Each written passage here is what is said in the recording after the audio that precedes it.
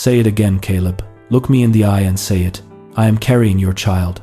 For 1 second, the entire driveway went so quiet that Maya could hear the soft hiss of the fountain behind the iron gate. The Whitmore mansion glowed like something from another world. All glass, white stone, chandeliers, and polished cars lined up beneath the evening lights. Guests in tailored suits and designer gowns stood frozen near the entrance. Champagne glasses paused halfway to their lips. Maya Bennett stood outside that world with rain still clinging to the ends of her hair. One hand pressed protectively over her stomach, her breath shaking, but her eyes locked on the man who had once held her face between his palms and called her his peace. Caleb Whitmore looked at her for a long moment, and the warmth she remembered was gone. In its place was a cold, embarrassed anger, the kind a rich man shows when the truth arrives at his door dressed in poverty. "My child," he said, almost laughing, but the laugh came out cruel and empty. "Maya, don't do this to yourself." Maya blinked, as if she had not heard him right. "Don't do what?" Caleb glanced back at the guests, at the security guards, at his mother standing near the front steps, at Olivia Bell, his new fiancée, pale and silent behind him. Then he lowered his voice, but not enough. "Don't embarrass yourself in front of all these people." The word struck her harder than any insult. She took one step forward. "Embarrass myself? Caleb, I called you. I begged you to talk to me. You disappeared. Then I saw your engagement online like I was nobody. Now I am standing here because you left me with no choice." Before Caleb could answer, his mother, Vivian Whitmore, came forward, her heels clicking against the stone driveway like small knives. Her diamonds flashed under the mansion lights. Her smile was soft, but her eyes were sharp enough to cut. "That is far enough," Vivian said. "Security. Make sure she does not come any closer." Maya's face tightened. "Mrs. Whitmore, I am not here to fight. I am here because your son knows the truth." Vivian looked Maya up and down, from her simple black dress to her worn purse to the cheap flats damp from the rain. Then she gave a short, icy laugh. "The truth? Sweetheart, girls like you always arrive with a truth when a wealthy man is about to marry a woman of his own class." Maya's fingers curled over her stomach. "This is not about class. This is about a baby." Caleb's jaw tightened. "Stop saying that." Maya turned back to him slowly. "Stop saying what? Your child?" I said stop. His voice was sharper now. "You have no proof that baby has anything to do with me." A low gasp moved through the guests. Olivia Bell's hand flew to her mouth. Maya froze, as if her body needed a moment to understand the cruelty before her heart could feel it. "Caleb," she whispered. "You know, there was no one else." Vivian stepped beside her son like a queen defending a throne. That is what every desperate woman says. She gets close to a man with a future, enjoys the gifts, the apartment, the attention, and when he finally chooses a proper wife, suddenly she is pregnant. Maya's eyes burned, but she did not lower them. "You can insult me if you want, but do not insult my child." "Your child," Vivian corrected coldly. "Not ours." Maya looked at Caleb one more time, searching for the man who had brought her design books from New York, the man who had kissed her forehead while she fell asleep, the man who had promised she would never have to feel invisible again. But Caleb only stood there with his hands in his pockets, his face closed, his silence becoming a second betrayal. "Say something," Maya begged. "Tell her. Tell them you know me. Tell them you know this baby is yours." Caleb looked away. Vivian smiled. "He has said enough." Maya's voice cracked. "So you are both going to stand here and deny an unborn child?" Vivian's expression did not change. "If there even is a child." That sentence split the night open. Maya staggered, as if the ground had shifted beneath her. A few guests murmured. Someone near the gate lifted a phone higher. Caleb saw the camera and his face darkened. "Maya, listen carefully," he said, each word controlled and brutal. "Whatever you think happened between us, it is over. I never promised you marriage. I never promised you a family. I never promised to ruin my life because you got attached." "Attached?" Maya repeated, almost breathless. "You rented me an apartment. You told me I was your piece. You said I was the only person who saw you as a man." Caleb's eyes flickered, but only for a second. "People say things." The smallness of that answer stunned her. "People say things? People say things?" He leaned closer, his voice low and poisonous. "You should have understood your place." The guests heard it. Olivia heard it, Vivian heard it, and still nobody moved. Maya straightened slowly. Her tears had not fallen yet. They sat in her eyes like glass. My place? Vivian tilted her head. Yes, Maya, your place. Not everyone who enters a man's life is meant to enter his family. Maya laughed once, but it sounded broken. So, the apartment was my place? The hidden phone calls were my place? The nights you came to me after business dinners were my place? But your family name, your wedding, your future, that was never for me. Caleb's face flushed with anger. Enough. No, Maya said, and for the first time her voice rose. You don't get to touch a woman in private and erase her in public. Another gasp moved through the crowd. Caleb stepped forward, but Vivian put a hand on his arm, stopping him. Her smile disappeared. Security, she said. Remove her. Maya backed away before the guards could touch her. Do not put your hands on me. Caleb looked at the guards, then back at Maya. Go home. Home? She whispered. The apartment you paid for? The one you can take away whenever you want? Or the house I came from, the one you were too ashamed to visit in daylight? Caleb's eyes went cold again. I do not have a child with you. The words came out clear, loud, final. The phones caught them. The guests heard them. The gate began to close. Maya stood on the outside, one hand over her stomach, watching iron bars slide between her and the man who had helped create the life inside her. Vivian's final words floated through the closing space, soft and deadly. Poor girls should learn when the dream is over. Then the gate shut, and something inside Maya went silent. But to understand why that moment almost destroyed her, you have to understand who Maya Bennett had been before Caleb Whitmore found her. She was not born into marble floors, gated driveways, or people who spoke about family legacy as if it were a birthright. She grew up in a small rented house on the south side of Chicago with her Aunt Ruth, the only steady person life had left her. Her mother died when Maya was 7, taken by an illness that emptied the house of laughter first, then money, then hope. Her father followed 2 years later, not suddenly, not dramatically, but slowly, as if grief had been eating him from the inside and nobody knew how to stop it. By 9 years old, Maya had already learned that some children inherit houses, businesses, and last names that open doors, while others inherit silence, unpaid bills, and an old woman's tired arms, doing their best to hold a broken life together. Aunt Ruth sold fabric, buttons, thread, zippers, and sewing supplies from a cramped booth in a neighborhood market where the roof leaked when it rained and the winter wind slipped through every crack. She did not have much, but she made room for Maya without ever making her feel like an extra mouth. You are not a burden, Aunt Ruth told her whenever Maya apologized for needing shoes, school supplies, or lunch money. You are family. Family does not count the cost of love. Maya believed her, but she still learned early how to need less. She wore second-hand clothes and made them look new by adding little stitched flowers to the sleeves. She turned old curtains into skirts. She cut pictures from magazines and studied the shapes of dresses on women she would never meet. When other girls dreamed about being famous, Maya dreamed about fabric. She understood texture the way some people understand prayer. Satin had confidence. Cotton had honesty. Velvet had memory. Denim had work in it. Lace had secrets.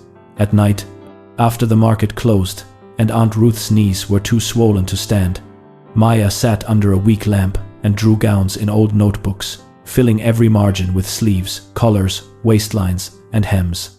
Her designs looked too beautiful for the room she sat in, but that was the point. They were doors on paper. Once, when she was 15, she whispered to Aunt Ruth that she wanted to study fashion in New York. Aunt Ruth looked at her for a long time, then smiled sadly and said, "Keep dreaming, baby. Dreams don't cost rent." Maya laughed because she knew it was a joke, but that sentence stayed with her. Dreams were free, yes, but making them real cost money she did not have. So Maya worked. She woke before school to help Aunt Ruth pack bolts of fabric into the car. She went to class smelling faintly of starch, dust, and thread. After school, she returned to the booth, measured fabric for church ladies, matched buttons for bridesmaids, carried boxes, swept the floor, smiled at rude customers, and learned people by the clothes they wanted. The woman asking for navy blue fabric with tiny white flowers was trying to look respectable for court. The mother buying cheap lace was trying to make her daughter feel rich on prom night. The widow touching black satin was not ready to say goodbye. Maya saw all of it. Clothing, she learned, was never just clothing. It was pride. It was protection. It was memory. It was a way for people to tell the world, look at me differently. That was why she loved it. By 22, Maya had no degree, no savings worth naming, and no one powerful behind her. But she had hands that could create beauty out of scraps, and eyes that could see what a person needed before they said it. Then, Caleb Whitmore drove into her life on a rainy afternoon and splashed muddy water across Aunt Ruth's entire fabric display. His car was black, sleek, and expensive enough to make everyone look twice. He came around the corner too fast, tires cutting through a deep puddle near the market entrance. Brown water flew across the sidewalk, soaking cotton prints, lace bundles, and Maya's dress. Aunt Ruth cried out from behind the booth. Customers jumped back. For 1 second, Maya simply stood there, dripping, mud sliding down her cheek. Then she wiped her face with the back of her hand, stepped toward the curb, and called out, "A car that expensive should come with better manners." The market went still. Then the older women started laughing, loud and delighted. Caleb Whitmore stepped out of the driver's seat, handsome in a navy coat, stunned in the way only a man who has never been publicly corrected can be stunned. "Excuse me," he said. Maya pointed to the ruined fabric. "You heard me." He looked at the booth, then at her, then at the women laughing behind her. Embarrassment colored his face. "I'll pay for the damage." "Good," Maya said. "And next time, drive like the sidewalk has people on it." That should have been the end. It was not. Caleb returned the next day with cash and an apology. Then he returned again to ask if the fabric had dried properly. Then again to buy something he clearly did not need. Then he started arriving with coffee, design books, and that charming smile that made even suspicious women soften against their better judgment. Maya tried to ignore him at first. Men like Caleb were not safe. Men like Caleb belonged to rooms where girls like Maya were hired to serve food, clean floors, or stand quietly near walls. But Caleb was patient. He did not push. He listened. He asked about her parents and did not look bored when she answered. He sat near the booth while she folded fabric and said things like, "You see beauty in everything, don't you?" He made her feel studied, not judged. Seen, not inspected. And for a girl who had spent her life being overlooked unless someone needed something from her, that feeling was dangerous. 3 months in, Maya trusted him. 4 months in, she loved him. Caleb rented her a small apartment in a safer neighborhood, telling her it was not charity, just space for her talent to breathe. It had air conditioning that worked, water that ran clear, and a kitchen where she did not have to fight roaches before cooking dinner. He bought her a proper sewing table. He brought her books from New York. He told her she should not spend her whole life under a leaking market roof. "You are bigger than this," he said one night, standing behind her while she sketched at the table. "You know that, right?" Maya looked down because his words made her chest ache. "People like me don't get to be big without permission." Caleb turned her chair around and touched her cheek. "Then stop asking." She believed him. That was the cruelest part. She did not know Vivian Whitmore had already started planning Caleb's future with Olivia Bell, the daughter of Senator Richard Bell. She did not know Caleb had been raised to believe love was something men enjoyed privately, while marriage was something families negotiated publicly. She did not know his mother referred to her as that market girl in rooms where Caleb did not defend her loudly enough to matter.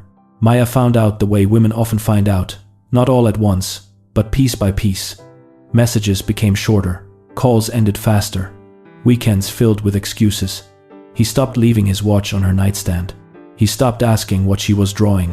He stopped saying "when we" and began saying "when I." Then one morning, Maya sat on the bathroom floor, holding a pregnancy test, and every unanswered question inside her became a heartbeat. Her first feeling was not fear, it was joy. A foolish joy, maybe, but pure. She loved Caleb. She thought love, if it was real enough, could force courage out of him. She imagined his shock, then his smile, then his arms around her. She imagined him touching her stomach and whispering that everything would be okay. She called him 3 times. When he finally answered, his voice was impatient. "Maya, I'm in a meeting. I need to see you." "Can it wait?" "No." He came that evening wearing the same suit he had worn in a photo someone posted from a fundraiser. He looked tired, distracted, already halfway gone. Maya told him, He sat down slowly. The silence lasted too long. "Are you sure?" he asked. She nodded, smiling through nervous tears. "I took 3 tests." Caleb rubbed his face. "Maya." The way he said her name made the joy inside her begin to crack. "What?" "Listen to me carefully. Just because I care about you does not mean I plan to spend the rest of my life with you." She stared at him. "Care about me? You know what I mean." "No," she said softly. "I don't think I do." He stood. "This is complicated." "A child is not complicated, Caleb. It is alive." His face hardened. "Do not make this dramatic." Then he left. He did not call that night. He did not call the next morning. For 7 days, Maya waited with her phone beside her like a sick woman waiting for medicine. On the 7th day, Instagram told her the truth. Caleb Whitmore and Olivia Bell were engaged. The photo showed him smiling in a cream suit beside Olivia in a blush pink gown, her hand lifted just enough for the ring to catch the light. The caption spoke of love, legacy, and 2 great families joining together. Maya stared until the words blurred. Then she threw up in the kitchen sink. She packed one bag and went back to Aunt Ruth's house without explaining everything. The apartment no longer felt like a gift. It felt like evidence. Aunt Ruth saw her face and did not ask questions at first. She just opened the door wider. Maya stayed awake the whole night, listening to the city outside, her hands on her stomach. By morning, she had made a decision that would nearly destroy her. She would go to the engagement celebration. Not to scream, not to fight, not to beg. She told herself she only needed Caleb to say it to her face. She needed to hear whether everything had been a lie. She needed one moment of honesty before she decided how to live the rest of her life. But honesty was not what waited at the Whitmore mansion. Humiliation was. Cameras were. Security guards were. Vivian Whitmore was. And Caleb, standing under golden lights with his new fiancée behind him, chose his name over his child. When the gate closed, Maya's body finally gave out. She heard someone laugh, someone gasp, someone say, "Is she fainting?" Then the world tilted black.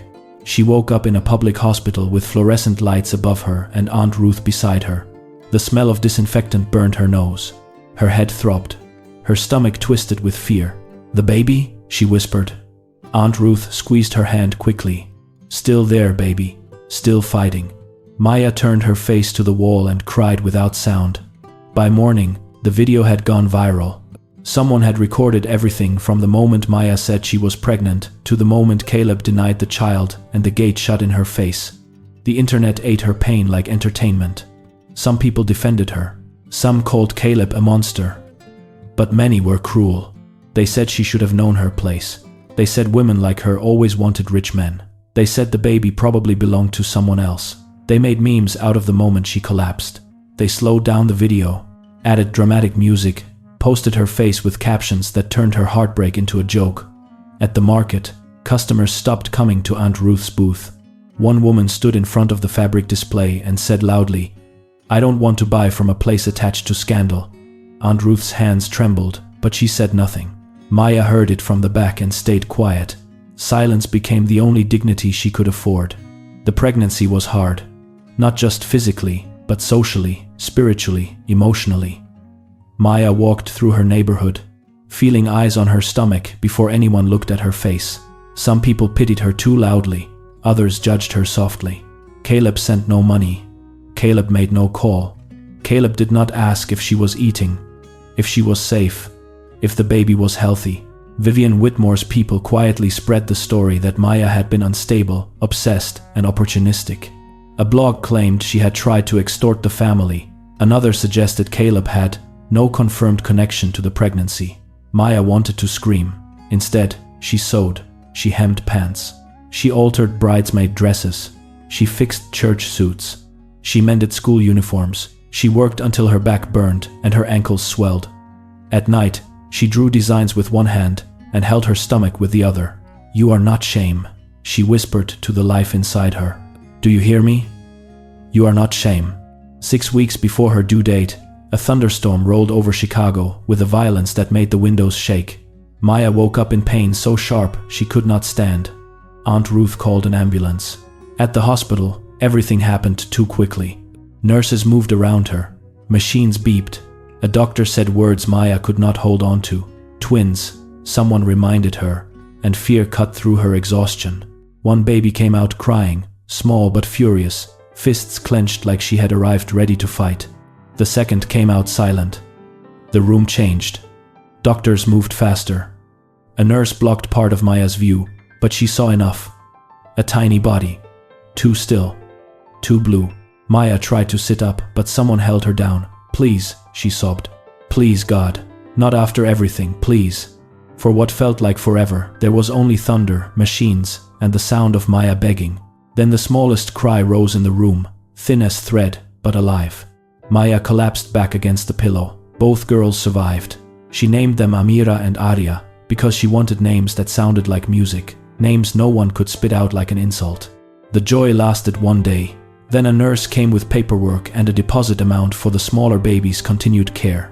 Maya looked at the number and felt the room spin. Aunt Ruth had nothing. The booth was barely surviving. Maya had spent nearly everything on food, rent, and prenatal visits. Slowly, she reached behind her neck and unclasped the thin gold necklace Caleb had given her on her birthday, back when she still believed gifts meant love. She placed it in the nurse's hand. "Find someone who will buy this," she said. The nurse hesitated. Maya looked at her with eyes that had already lost too much. "Please." After that day, Maya never wore gold again. Not because she hated it, but because she promised herself the next piece of gold to touch her skin would be bought with her own money, under her own name, without any man's pity attached to it. The months after the twins came home were brutal. The house was too small. The nights were too long. One baby cried, then the other. One needed medicine, the other needed milk. Aunt Ruth grew thinner from worry. Maya learned to sew with a sleeping baby tied against her chest. She learned to cut patterns while rocking a cradle with her foot. She learned to survive on coffee, toast, and the stubborn belief that her daughters deserved more than pity. Caleb remained absent. Not one message, not $1, not one question. Sometimes in the darkest part of the night, Maya would open his Instagram and see him at galas, restaurants, fundraisers, smiling under chandeliers while she sat in a dim room counting diapers. She hated herself for looking, so one night she blocked him. Then she blocked his mother. Then she blocked every page that carried their name. "No more," she whispered. "You do not get to live in my phone and haunt my house too." One afternoon, when the twins were nearly 9 months old, an older woman collapsed near Aunt Ruth's booth. People screamed, but no one moved fast enough. Maya ran first. She lowered the woman carefully to the ground, loosened her scarf, sent a boy to call 911, sent another for water, and stayed kneeling beside her, holding her hand and speaking calmly until the ambulance arrived. The woman's eyes opened once, frightened and unfocused. Maya leaned closer. "You're not alone," she said. "Stay with me." 2 weeks later, that same woman returned to the market in a black car. Her name was Eleanor Hayes. She wore a simple coat that looked more expensive than anything in the market, but she did not carry herself like Vivian Whitmore. She asked for the girl who had helped her. She found Maya sitting behind the booth, nursing one twin while sketching a dress with the other hand. Eleanor did not speak at first. She simply looked at the notebook. Page after page of designs, raw but alive, full of movement, emotion, and instinct. "Where did you study?" Eleanor asked. Maya almost laughed. "I didn't." Eleanor's eyes lifted. "Good. Then no one has taught the courage out of you yet." Eleanor Hayes owned Hayes Couture in New York, a respected fashion house with clients across the country and overseas. She was 60, widowed, childless, and powerful in the quiet way self-made women often are. She knew talent when she saw it, but more than that, she knew hunger. She had once been a girl with nothing, too. She offered Maya a junior designer position. Not charity, not pity, work. Maya did not accept immediately. For 3 days, she moved through the house like someone carrying a secret too heavy for her ribs. Then, late one night, with the twins sleeping between folded blankets and the old ceiling fan clicking above them, she told Aunt Ruth, "Mrs. Hayes wants me to come to New York." Aunt Ruth did not look surprised. "And what do you want?" Maya looked at her daughters. "I want them to never hear people whisper when they say my name. I want them to know their mother was not the woman crying outside a gate. I want them to know I became something, Her voice broke. But what kind of mother leaves? Aunt Ruth reached for her hand. The kind who comes back with a future. Maya cried then, not loudly, because she did not want to wake the babies, but hard enough that her shoulders shook. What if they forget me? Aunt Ruth wiped her cheek. A mother who leaves to build and never stops loving is not forgotten. She becomes the roof over their heads before they understand who built it. The next morning, Maya packed one small bag. She held Amira first, breathing in the warm baby smell at her neck. Then Arya, smaller and quieter, blinking up at her with solemn eyes. Maya kissed their foreheads again and again, trying to memorize the weight of them. I am going so nobody can ever call you a mistake, she whispered. I am going so no gate in this world can close on you. She left every dollar she had saved with Aunt Ruth and promised to send money every month. She kept that promise for 7 years, even when she had to skip meals, even when rent nearly swallowed her, even when winter came and she owned only one decent coat. New York did not care that Maya was heartbroken. It did not care that she was a mother. It did not care that she had been humiliated, abandoned, or nearly broken. New York asked only one question. Can you survive? Maya answered every day. She shared a tiny room in Queens with 2 other women and kept her suitcase under the bed because there was no closet space. She woke before sunrise, rode crowded trains, worked all day, studied fabric construction during lunch, stayed late in the studio, and took side alterations at night for extra cash. Sometimes her hands cramped so badly she had to soak them in warm water before bed. Sometimes she fell asleep sitting up with sketches on her lap. Every night, no matter how tired she was, she called home. Some nights the twins were awake, babbling, laughing, reaching for the phone. Other nights they were already asleep, and Aunt Ruth held the phone close to their faces so Maya could hear them breathe. Maya would sit in the dark with tears sliding silently down her face, one hand pressed to her chest as if she could keep her heart from leaving her body and flying back to Chicago. Then she would wipe her face, set her alarm, and sleep for a few hours before starting again. Eleanor watched her. She gave Maya small tasks at first, expecting maybe good instinct but rough technique. Maya delivered more than asked. Eleanor gave her harder tasks. Maya stayed late, corrected mistakes, asked questions, listened, learned, improved. She did not complain, she did not flirt, she did not chase attention. She worked with the focus of a woman who knew failure would not only cost her pride, it would cost her daughter's future. Slowly, Maya's ideas began slipping into collections. A sleeve here, a drape there, a color story, a neckline, a gown that moved differently because Maya understood how a woman wanted to feel when she entered a room full of people waiting to judge her. First, her designs were suggestions. Then they became featured pieces. Then clients began pointing at sketches and asking, "Who drew this?" Eleanor would only smile and say, "One of my best." 3 years into New York, everything changed at an awards show in Los Angeles. A rising actress named Jasmine Cole wore one of Maya's gowns, a deep burgundy piece with asymmetric draping that looked alive under camera flashes. It was elegant without begging for attention, powerful without being loud. A photographer caught Jasmine turning slightly, fabric sweeping around her like fire in slow motion. The image hit social media and exploded. Fashion pages reposted it. Stylists asked questions. Editors wanted a name. By morning, Maya Bennett was no longer invisible. Eleanor called her into the office that Monday. She did not waste time. "It is time," she said. Maya stood near the door, confused. "Time for what?" Eleanor leaned back. "Your own label." Maya laughed once, because the idea sounded too large to fit in the room. "I don't have that kind of money." "I do," Eleanor said. "And I know where to place it." Maya shook her head. "Mrs. Hayes, I can't let you." "This is not a favor," Eleanor interrupted. "This is an investment. Your name, your vision, your sweat, my backing, your company." Maya could not speak. Eleanor softened. "You did not come this far to keep hiding behind someone else's label." Maya looked down at her hands, the same hands that had once sold fabric in a market, held newborn twins, pawned a gold necklace, and wiped tears before sunrise. Then she whispered, "I want to name it after my daughters." Eleanor smiled. "Then do it. Then do it." Amira and Arya launched quietly. Then it grew loudly. The first collection sold out faster than anyone expected.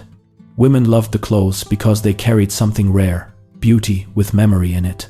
Maya designed for women who had survived something and still wanted to be seen as elegant, not damaged. She designed gowns with structure in the shoulders, softness in the waist, hidden strength in the seams. She built pieces that said, "I have been hurt, but I am still here." Within 2 years, her work was worn by Hollywood actresses, governors' wives, CEOs, singers, and women across the diaspora who wanted clothing that felt rooted but looked forward. Maya appeared in magazines she used to read in waiting rooms. Interviewers asked about her inspiration, her journey, her daughters, her Chicago roots. She spoke with grace. She talked about Aunt Ruth. She talked about motherhood. She talked about dignity. She talked about how fabric can carry a woman's story. She never said Caleb Whitmore's name. She did not have to. The world had a strange way of remembering men who tried to erase women. Back in Chicago, Caleb's perfect life began to rot from the inside. His engagement to Olivia Bell lasted 8 months. It ended quietly, but everyone knew it was not peaceful. Senator Bell's family withdrew their support after rumors of Caleb's past behavior became impossible to bury. The viral video resurfaced every time the Whitmores tried to attend a public event. Comment sections filled with Maya's name. Then Caleb's real estate deals began collapsing. A development project in Washington, D.C. failed after a partner vanished with investor money. Lawsuits followed. Reporters started asking questions. Banks stopped smiling. Friends became unavailable. Invitations disappeared. Vivian Whitmore, who once moved through society like she owned the room, found herself being greeted with polite distance and cold backs. Caleb married once, then divorced. Married again, then divorced. Married a third time, and when no child came from any marriage, he blamed the women, the doctors, stress, timing, anything except the possibility that life was asking him to remember the daughters he had denied. At night, alone in a house too quiet for a man who had lost his applause, Caleb began searching Maya Bennett online. He saw her on red carpets. He saw her beside celebrities. He saw her speaking at fashion panels. He saw photos of Amira and Arya from behind, never their faces, always protected. And for the first time, Caleb understood that the child he had denied had become 2 daughters growing up without needing him. 7 years after the night the gate closed, 3 black SUVs drove through the south side of Chicago and stopped in front of a new building where Aunt Ruth's old market booth had once stood. The building was bright, modern, and freshly painted, with wide windows and a sign above the entrance that read, "Amira and Arya Fashion Academy, free training for girls who dare to dream." Maya stepped out of the middle SUV wearing a cream suit she had designed herself. Her posture was calm, her face composed, her braids perfect, her eyes steady. She was 30 years old, but she carried herself like a woman who had lived several lives and survived all of them. The market went still. Then the whispers began. The same people who had watched her shame go viral now watched her return with cameras waiting, city officials present, young girls lined up with notebooks in their hands, and Aunt Ruth standing near the entrance crying into a tissue. Some of the women who had mocked her clapped first, awkwardly, as if applause could erase memory. Others joined in. Maya did not perform for them. She did not bow. She did not throw her success in anyone's face. She simply walked to Aunt Ruth and embraced her for a long time. "We did it," Aunt Ruth whispered. Maya held her tighter. "No, Auntie, you kept me alive long enough for me to do it." Before the ribbon cutting, before the speeches, before the interviews, Maya went back to Aunt Ruth's house. It looked smaller than she remembered. The walls held the same old pictures. The same table sat near the window. The same corner where she had drawn dresses under a cheap lamp was still there, though now it held school books and colored pencils. Amira and Arya stood in the middle of the room, 7 years old, tall, curious, beautiful in different ways. For 1 second, Maya could not move. She had seen them over video calls, visited when she could, paid for everything, loved them every day from a distance, but standing there before them, breathing the same air, she felt the full weight of what survival had cost. Amira ran first. Arya followed. Maya dropped to her knees and caught both girls in her arms. Nobody spoke for a long time. Then Amira pressed her face into Maya's neck and whispered, "Mama, you smell the same." Maya laughed through tears. Arya touched her cheek and said, "Are you staying this time?" The question pierced her more deeply than any insult ever had. Maya pulled both girls close. "Yes," she whispered. "I am staying. I had to build the road first. Now I am walking it back to you." Caleb came 3 days later. He did not come with cameras, lawyers, or the arrogance he once wore like a tailored suit. He came with Vivian in a car that looked expensive, but tired, the way old wealth looks when the money is running out. At the academy entrance, he asked to speak with Maya. The receptionist recognized him immediately, but kept her face professional. Maya made him wait 45 minutes. Not to punish him, though part of her old wound stirred at the thought. She waited because she needed to remember who she was now. Not the girl outside the gate, not the pregnant woman begging for truth, not the mother selling a necklace to save a baby. She was Maya Bennett, founder of Amira and Arya, mother of 2 daughters, owner of the building he was sitting inside. When she finally entered the small office, Caleb stood too quickly. Vivian also stood, but slower. The diamonds were gone from her ears. Her face looked thinner. Pride had not left her completely, but life had cracked it. Maya sat across from them and did not offer coffee. Caleb's eyes moved over her face, searching for the girl he remembered. He did not find her. "Maya," he said. Her name sounded different in his mouth now, less like possession, more like regret. She folded her hands on the table. "You asked to speak." "Speak," Caleb swallowed. "I made the biggest mistake of my life." Maya looked at him calmly. "No, your biggest mistake was believing a woman becomes worthless when you are done using her." Vivian flinched. Caleb looked down. "I was scared." Maya's expression did not move. "No, you were ashamed." He nodded slowly, because denial no longer had an audience. "I was ashamed." Vivian's lips trembled. "Maya, I said things that night no woman should say to another woman." Maya turned to her. "You denied my children before they were born." Vivian's eyes filled. "I know. You called them a trap." Vivian covered her mouth with one hand. "I know. You watched me collapse outside your gate." Vivian's tears fell then. "I know." Maya let the silence sit. Not because she enjoyed their pain, but because some truths deserve room to breathe. Caleb leaned forward. "The girls. I want to know them." Maya's eyes sharpened. "They are not a business deal you can reopen when the old one fails." "I know. They are not proof that you are still a man." "I know. They are not medicine for your regret." Caleb closed his eyes. "I know." Maya watched him carefully. "Do you?" He opened his eyes, and for the first time since she had known him, he looked completely stripped of performance. "I think about that night every day." Maya's voice was quiet. "I lived that night every day." Caleb had no answer. Maya leaned back. "Amira and Arya know they have a father. They also know their mother never lied to them. I will not poison them against you, because children should not have to carry adult bitterness. But I will not let you walk into their lives like a hero returning from war. You did not fight for them. You denied them." Caleb nodded, tears gathering. "What do I have to do?" "Start with the truth," Maya said. "Not to the media, not to your friends. To them, when the time is right, you will tell them you were wrong. You will not blame me. You will not blame your mother. You will not blame pressure, class, fear, or timing. You will tell them you failed them." Vivian whispered. "And me?" Maya looked at her. "You will tell them the same." Vivian nodded. "Broken." Maya continued. "You may know them as their father if they choose to know you, nothing more. There is no road back to me." Caleb looked up quickly, pain crossing his face. Maya's voice remained steady. "That road closed the night your gate closed in my face. I closed it myself. Then I built something better on the other side." As they stood to leave, Caleb stopped at the door. "How did you survive it?" he asked. "After what I did, after what everyone said, how did you not become bitter?" Maya picked up a swatch of fabric from her desk, a soft cream silk with gold thread running through it. She turned it over in her hand. "I did become bitter for a while," she said. "Then I realized bitterness was another way of letting you live inside me. I had already carried your children. I refused to carry your cruelty too." Caleb's face crumpled, but Maya was not finished.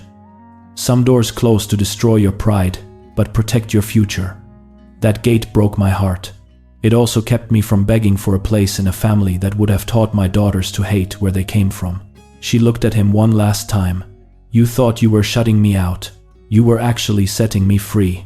That evening, Maya sat outside the academy with Aunt Ruth, Amira, and Arya as the Chicago sky turned orange, then purple, then deep blue. The city sounded the way it always had. Traffic, sirens far away, music from someone's porch, a dog barking, women laughing near the corner, life moving on without asking permission. It was the same city that had watched her fall, the same city that had whispered, the same city that had now brought its daughters to her academy with notebooks in their hands and hope in their eyes. Amira leaned against Maya's shoulder. Arya sat on the step below them, drawing in a notebook. Maya looked down and saw a dress design, uneven but full of color and movement. Her throat tightened. "What is that?" she asked. Arya smiled shyly. "A dress for a woman who wins." Maya laughed softly. What did she win? Arya thought for a moment. Herself. Aunt Ruth wiped her eyes. Maya pulled both daughters closer and looked at the glowing academy sign. She had not come back for revenge. Revenge would have been too small. She came back as proof. Proof that a woman can be humiliated and still rise. Proof that a child denied by a father can still be surrounded by love. Proof that poverty is not a character flaw. Proof that rejection is not a prophecy. Proof that the girl left outside the gate was not the end of the story. She was the beginning. Maya Bennett had built a company from pain, a school from shame, and a future from the very hands people once looked down on. She had raised 2 daughters through distance, sacrifice, tears, late-night phone calls, empty stomachs, and faith so stubborn it sometimes looked like madness. She had forgiven without becoming foolish. She had allowed the past to teach her without letting it own her. She had learned that peace is not pretending nothing happened. Peace is remembering everything and still choosing not to bleed on the people who did not cut you. Life had not been fair to Maya. It had not protected her from betrayal. It had not stopped the video from going viral, or the insults from spreading, or the man she loved from denying his own children. But life had also not been stronger than her. Through every humiliation, every sleepless night, every unpaid bill, every cruel comment, every lonely train ride, every call where she listened to her daughters breathe from miles away, Maya refused to let someone else's rejection become her definition. The sun disappeared, the academy lights came on. Her daughters laughed beside her. Aunt Ruth hummed softly under her breath, and Maya smiled, not because the pain had never happened, but because it no longer had the power to name her. Thank you for watching this story until the end. If Maya's journey touched your heart, if you cried, if you got angry, if you cheered when she rose again, subscribe to this channel and share this story with someone who needs to remember this. The door that closes in your face may be the door God uses to keep you from a life too small for your destiny. See you in the next story, and never forget, we love you.